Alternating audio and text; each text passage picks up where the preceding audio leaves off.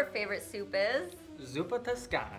Clam chowder. French onions. Lobster bisque. Tomato bisque. Lentil soup. Mushroom, barley. Borscht. Chicken and rice. French onion. Minestrone. Tomato bisque. Clam chowder. Lobster bisque. My favorite soup is a bundagus. Well, that settles it. Butternut squash bisque it is.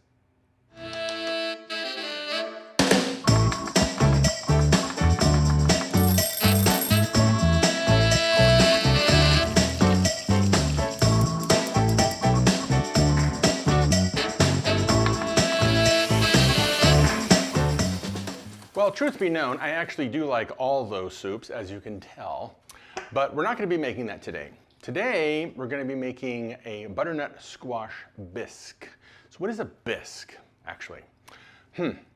Well, it's typically a word that's been, I don't know, can I say this? Bastardized? I just said it.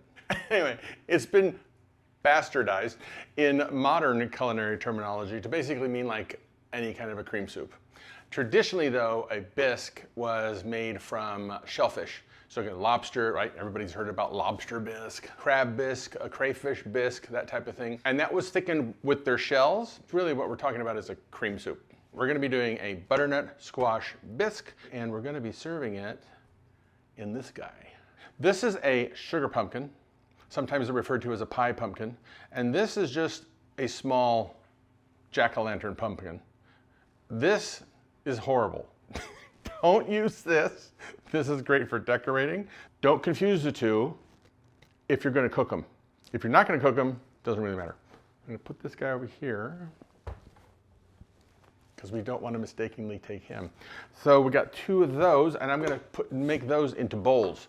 So you can do, I'm gonna show you actually like 2 or 3 different ways to present this, depending if you're going to be having people over and you want to get a little fancy schmancy. We have some onions, some of my standby garlic, some rosemary. You can use thyme, you can use sage, you can use all of them. I don't really like a lot of herbs in my butternut squash soup because I really think if you do it right, the star of the show is a butternut squash, and you don't want all this other stuff in there. I got chicken stock. You can use vegetable stock. If you use vegetable stock, however, please use a really good one. Most vegetable stocks suck. Just like a lot of stocks out there suck. I'm not going to necessarily recommend one or the other, one over the other, but if you can find just a really good one that tastes a little bit better than sort of like lightly flavored water, that would be really good. It doesn't actually even interfere with the butternut squash. Vegetable soup obviously wouldn't either, but you wouldn't want to use anything like a beef stock or veal stock or something like that. Not that you necessarily would, but that would interfere with this. But I think a nice, just a light, low sodium chicken stock is good. Oil. EVOO, butter, lemon, because we always need a little bit of acid in whatever we're making, right? Just to sort of brighten it up. Some fresh nutmeg. I don't know if some of you have probably seen fresh nutmeg and some of you haven't, but the flavor is different from the ground stuff. There's nothing wrong with the ground stuff. I use the ground stuff all the time myself. If I'm doing a lot of baking, I'll use it because I'm not going to sit there and grate like 5 of these things. But if you're using this in a soup, that's when it shines. Because the flavors, I don't know, how do you describe it? It's like nutmeg that you're normally used to, but just fresher or something like that. It's just, you gotta try it. If you can't find it though, just use the normal nutmeg. A little bit of brown sugar. Not that we're trying to go for like, mimicking pumpkin pie, but just a little bit to sort of balance out the lemon. Salt, of course, kosher salt. A little bit of cream, not a lot. Then I've got 4 apples here. And that's for garnish. So let's see, is that anything else? I think I got everything. So let's get started. Here we go. This is Mr. Butternut Squash. We are going to remove the skin. If you were roasting it just as a vegetable, you can actually keep the skin on, but we're going to remove it. And then you can see that nice orange flesh coming through. And you can actually use this as a weapon if you want. Hey, get out of here. That's kind of funny. Anyway, so once it's peeled, it sort of looks gnarly like that. Then cut the top off, cut off the bottom. Look at that beautiful color. Isn't that? And that's what I'm talking about. For the finished soup, that's the color I want. I want it like really bright and people go, woo, wow, as opposed to something sort of muted. I like to separate the neck from the base. This whole piece here is solid. This is solid squash. There's nothing inside that except butternut squash. Here is the cavity, the seed cavity. I just cut that, and that's where the seeds are. Cut this one in half, and there's the interior. You want to get the majority, if not all of the membrane off too. If you don't get all of it, it's not a big deal because it's all going to be pureed. So like that. Now, for this part of the squash, what we want, well, for all of it, we want 1 inch, about 1 inch cubes, okay? Again, this is going to be all done on the stovetop. We're not going to be roasting. I've watched so many videos of these too. I mean, it's basically, people say, well, you should cut it this way, you should cut it this way. I just say, cut it into 1 inch cubes.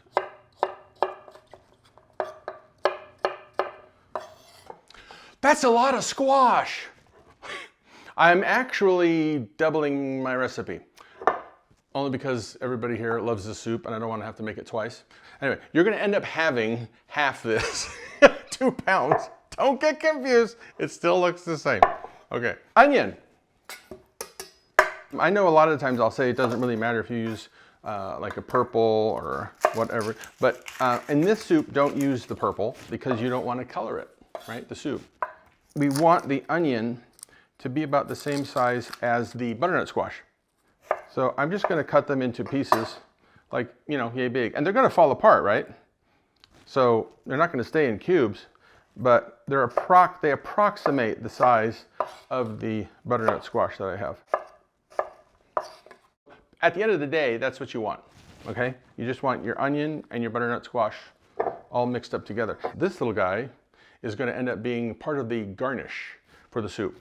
So this is going to be cut into brunoise or little dice, okay? So the easiest way to tackle that, cut it in half. Go ahead and cut it into, say, 1/4 inch slices, just like that. So cut it into 1/4 inch matchsticks like this, right? And then cut that into 1/4 inch dice. And then this here is going to be cooked separately. We're going to cook that separately in some butter. And then we're going to put that in at the soup just before we serve it. That's really nice. For the apple, since we're cutting up the garnish, we're going to do the same thing with the apple. But the apple, you have to treat a little differently. This is a gala apple. You can use a Fuji. You can use those fancy new ones. What's it called? Cosmos? No, not Cosmos. Galactic? No, not Galactic. I don't know, it has something to do with outer space. I can't remember now, but some of you know what I'm talking about. It's a cool looking apple. So now we have our 1/4 inch apple dice, and we have our 1/4 inch butternut squash dice. And the butternut squash, I can just go ahead and put in a bowl for later, okay? The apple, however, has to go into a bowl of, big word, acidulated water. What that means is water with lemon, acid, acidulated. And what that does is it prevents the apple from enzymatic browning, right, from turning brown. You don't need the whole thing, you just need a little bit. Squeeze that in there. And then just put your apple in there, okay, until you're ready to saute those. So I'm going to work my way through this, and then we're going to, looks like we're going to go to the stove. 1/4 cup of unsalted butter.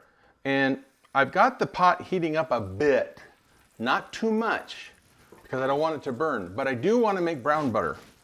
Okay, so once that's nice and brown like that, about that color, I'm going to add the oil.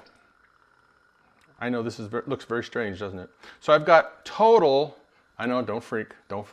I got about a 1/2 cup of fat in here. But it's important though that you have enough fat because of how we're going to cook the squash. So again, this is double the amount that you would have, so I'm going to put it in half. Now at this point, what you want to do is stir it up is a term we've used before. We want to sweat the vegetables, right? So we're going to add some salt, and you want to salt generously at this point. You don't want to over salt it because that's bad. Again, I'm using Diamond Kosher. And here is, I feel, the secret to this. You want to treat this as if you're making like a French onion soup. What do I mean by that? What does he mean by that? Ma, what does he mean by that? When you're sauteing the onions, you want to saute them really long, right? You don't want to hasten the process. You want to saute them for a good amount of time. I mean, like Thomas Keller, he cooks his for 4 hours before he even adds stock. I don't do 4 hours, but I do a good hour. These two ingredients are going to be fully cooked, soft, and ready to go. They're not going to look so good, but that's a good thing when you're doing a cream soup. So at this point, I'm just going to go ahead and let it cook slowly. I've got it on like moderate or medium heat on mine. And then you stir it occasionally. And this can take anywhere between 30 and 45 minutes, right? But don't rush it. So if you rush it, you don't get the same effect.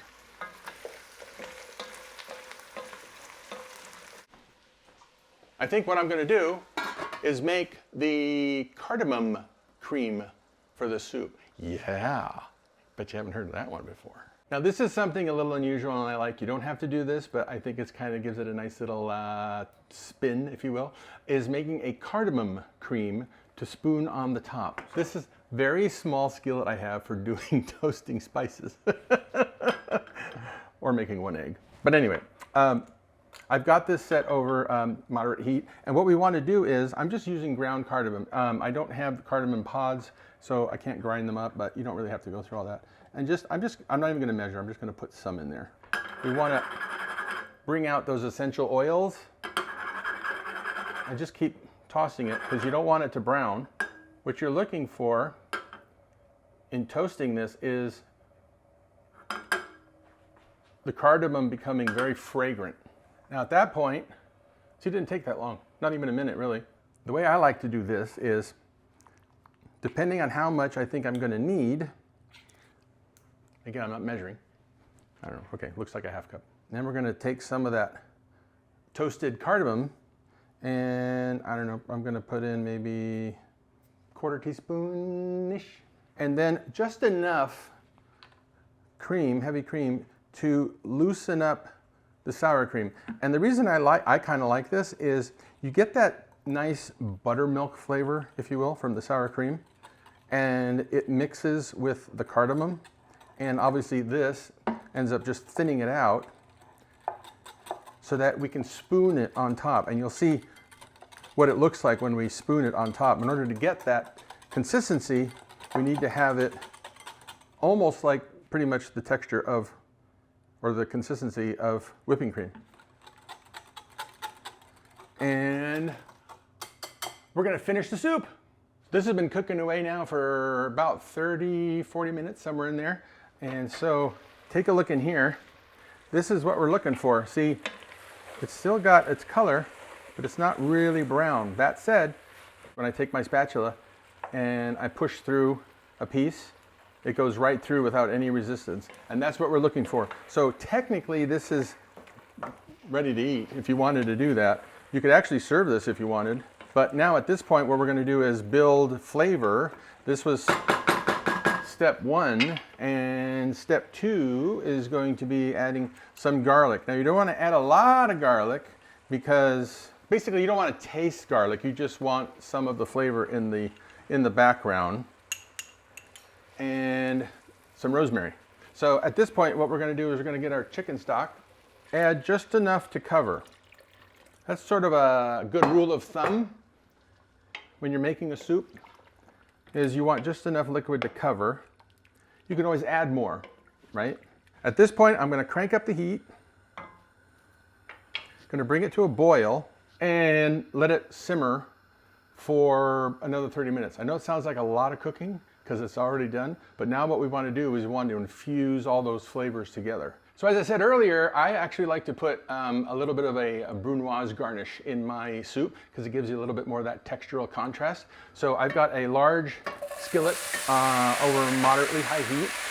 And this isn't going to take too long because they're diced very small. all about 1/4 inch.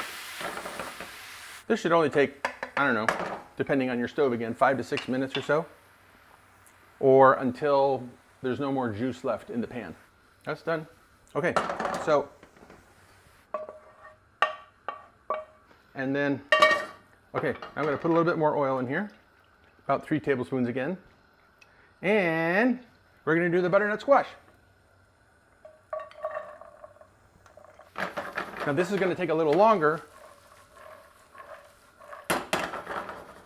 but basically the same thing. And then once I'm done with that, we're gonna go back to the soup. Okay, I've taken the soup, off the stove, and wow, I wish you could smell that. Take this rosemary out, okay, and we're gonna puree it. But when you're pureeing in any kind of a upright blender, don't overfill it. Reason being, this is still hot, and I've let it cool off for about 15 minutes or so, but you can see it's still pretty warm. And if you overfill it, you're not gonna give enough room for all that hot air to go, to move around, and it's gonna blow your lid off. Actually, it's not funny. Actually, I did do it one time and it was funny. Okay, I'm gonna start on the lowest speed. Don't go right up to the highest, because then you're really asking for trouble.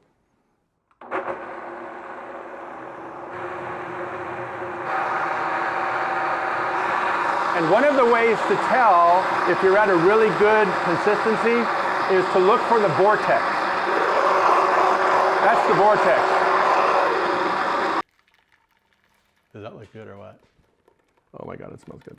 Okay, what I want to do is I'm going to turn it into a cream soup or a bisque. And I'm going to add just a 1/2 cup of cream. But there, see, now you can see that. That, for me, is a perfect texture. So at this point, I'm going to add just a little bit of 2 tablespoons. And I'm going to add juice of 1/2 a lemon. You don't want to put really more than that, okay? You just want a little lemon in there to brighten it up and add some of that acidity that we always talk about. And then lastly, oh, that just smells incredible. If you've never tried freshly grated nutmeg, you really should. Whenever you make eggnog, I always put fresh nutmeg on there because it makes a big difference. Okay, that right now is ready to serve. However, as I mentioned earlier, I made a little garnish. We sauteed off some of the butternut squash and some of the apple, and I'm going to go ahead and this is what I do. And now, if you can see that, right? You have that nice, beautiful cream soup, but you also have some texture going on in there. Okay, now I'm gonna show you how to serve this in a pumpkin, and in a bowl. Yes, I said pumpkin twice. I do this every once in a while, during the holidays especially, and it's just a sort of a festive presentation, especially like if you're doing a buffet and people come up and help themselves, or if you bring this to the table and you want to do it that way and get all fancy schmancy, but you don't have to get fancy schmancy. That said, I thought, hey, since we're doing butternut squash, i.e. pumpkin soup anyway, might as well just show you. So it's really pretty simple. It's kind of like carving a jack-o'-lantern. The only thing I want to mention is use a, because it's easier, serrated knife, about yay long. It's about 6 inches. Don't use a really long knife. The serration helps you cut through the pumpkin. And when you do cut the pumpkin, don't cut it straight across. We're going to take off the maybe the top fourth, because otherwise when you put the lid back on, right, when you want to serve it, it kind of slides all over the place and falls off the pumpkin. Just kind of cut it at a slight angle. That way when you put it in there, it sort of nests in place. Other than that, let's carve this puppy.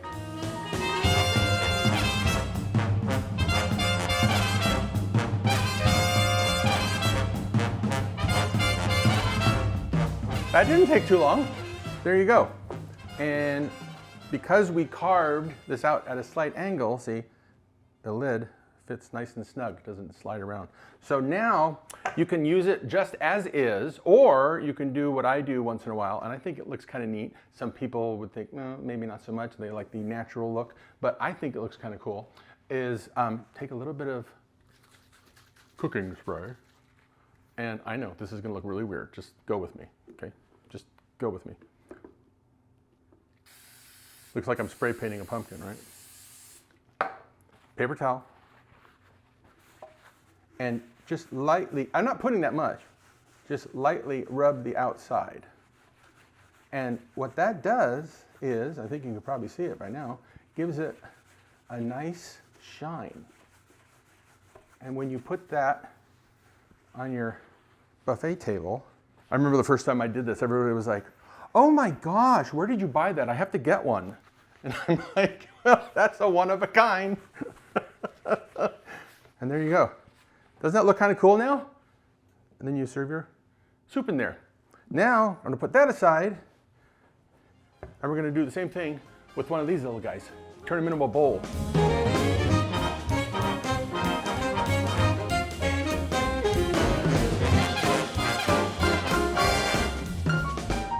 Okay, we got the soup ready to go, ready to serve. I took that little sugar pumpkin and that we hollowed out, and I put it on a plate with some fall leaves that my wife had picked up for decorating the house.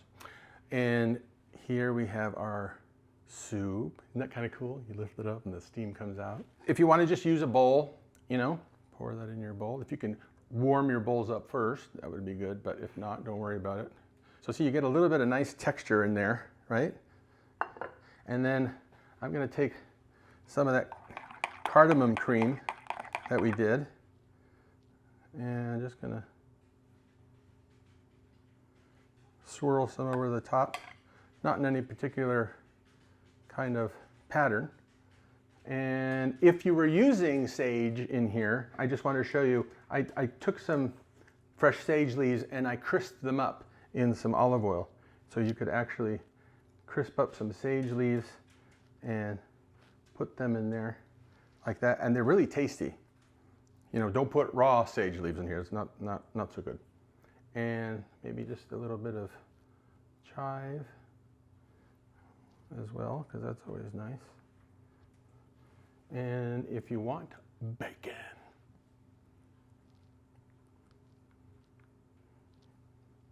Or pancetta, or prosciutto, or speck, whatever.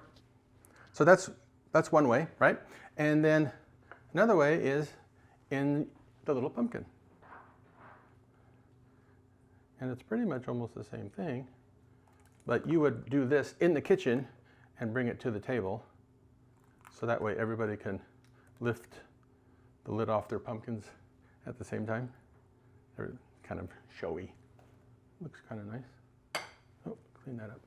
And this one, I think I'm just going to put some chive. Chive always kind of makes things pop, right? And there you have it. And you put your little lid on, or you can serve it with the lid on the side. So there you have it. There's our Butternut Squash Bisque. I think it's time to taste it, don't you? I'm going to take this one here. Oh, wow. Look how nice and creamy that is. And